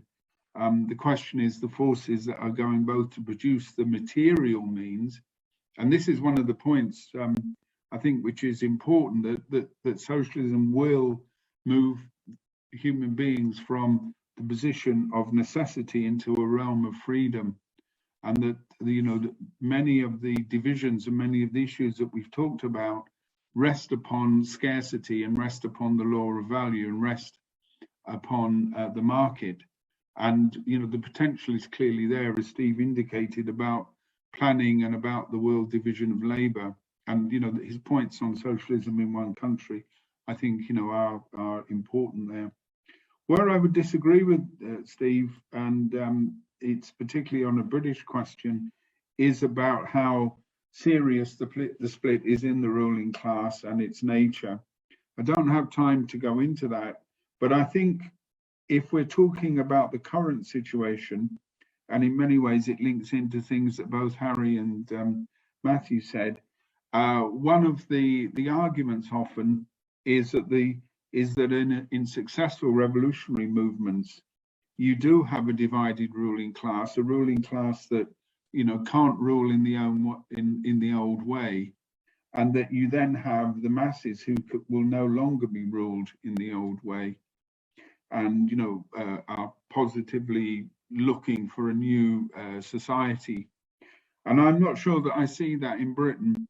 I certainly see a crisis, and I certainly think, going on to what Matthew said about the ruling class, the room for manoeuvre of the ruling class is limited, and I think climate, has brought a new dynamic into the whole socialism and barbarism issue.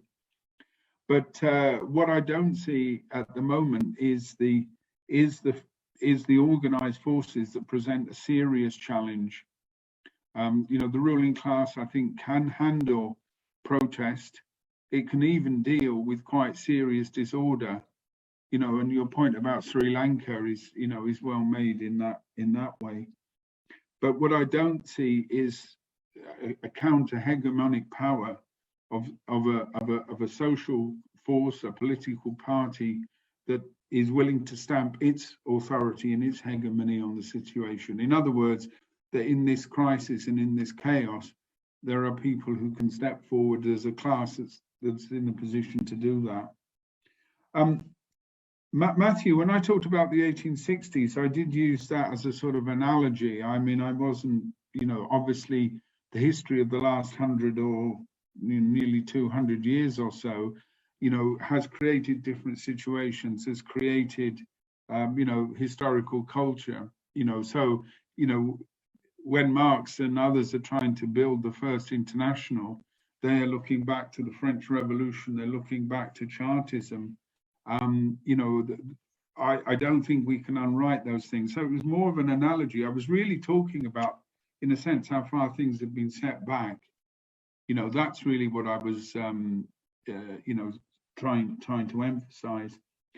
I didn't mention Stalinism directly, not because I don't think it's important. I think it is, and indeed, I think that Stalinism, not only as a political movement in the Soviet Union and as a social force, but perhaps more importantly, as a sort of pattern of politics, is actually a real, it's a severe danger still existing in our movement. It's anti-democratic ideas, it's popular frontism. There's a whole sort of aftermath of that. And in a sense, we've got to settle accounts not only with capitalism, but we also have to settle accounts in our own movement with ideas of Stalinism, of reformism and social democracy and so on. So I agree. I don't think we can underplay that in that way.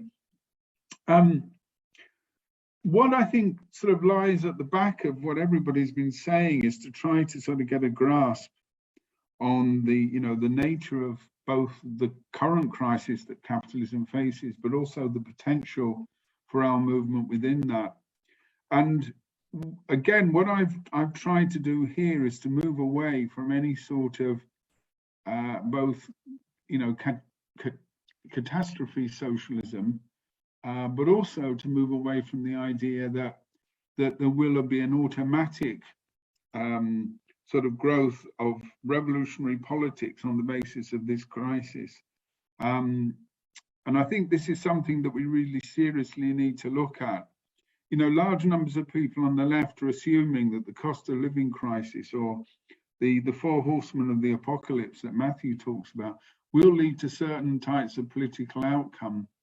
And we have to go back to the point about why in previous periods when capitalism was in crisis, why there were successful challenges to it, and also why those challenges were short-lived as well. So I think trying to sort of keep our spirits up, although four horsemen of the apocalypse isn't exactly very appealing, but trying to sort of assume that things will develop out of that, I don't think there's any inevitable sort of pattern there.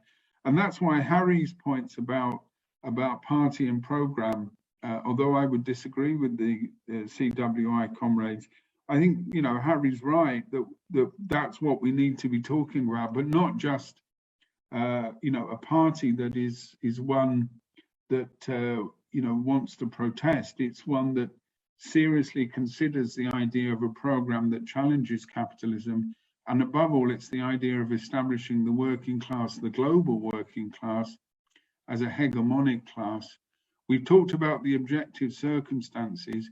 We now need, I think, to address the creation of that party and that program. But tonight's discussion has thrown them up, and as Steve Freeman said, we sort of went round the houses and came back there. But I think we got to the right place, or at least we got to the right questions. Anyway, thanks, comrades, and thank you for educating me. Thank you very much, comrades. Thank you very much, Kevin.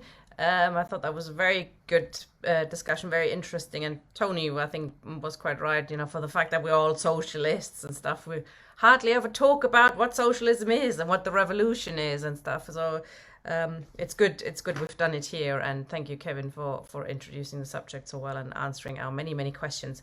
There won't be an education session next week because we're starting a new series the week after on the which date is it? 21st, on Republican ideas in Britain and Ireland.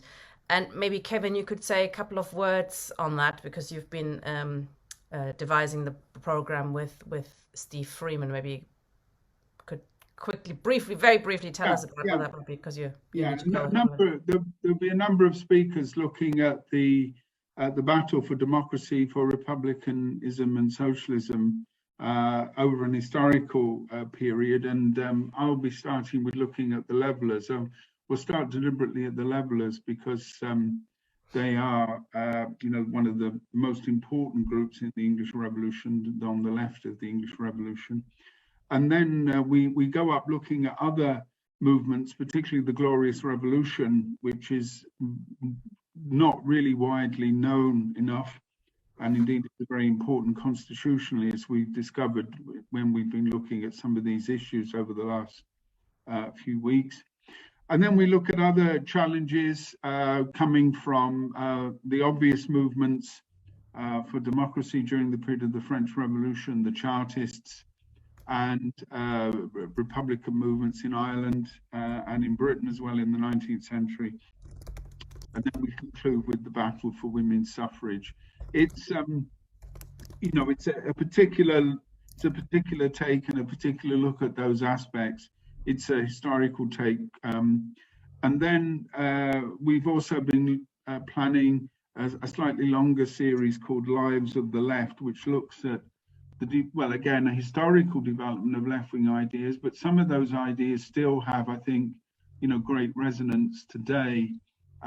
When I was in a museum today, which I had a bit of a time off, I was looking at a letter sent by the German socialists to a seaman who was asking for propaganda material, which is comrades on board the ship. This is a warship in the First World War. And it was very interesting to see what they were choosing. And the most popular one that the comrades on the ship wanted was Bebel's book on the women's question. Mm-hmm. And why I bring that in is that we're going to look at a number of sort of socialist figures and as a way of understanding the development of socialist ideas, some of which have come up today. But we're doing it through biographies, which I think is an interesting way. But if comrades have got any suggestions for their particular favourites who they think are neglected, I was just going to say that write in, tell us about it. Yeah. Great stuff. Yeah. We're looking forward to it. So a reminder, no session next week, but then the week after again. Yeah. Thank you very much, comrades. Have a good evening. Thank you, Kevin. Enjoy.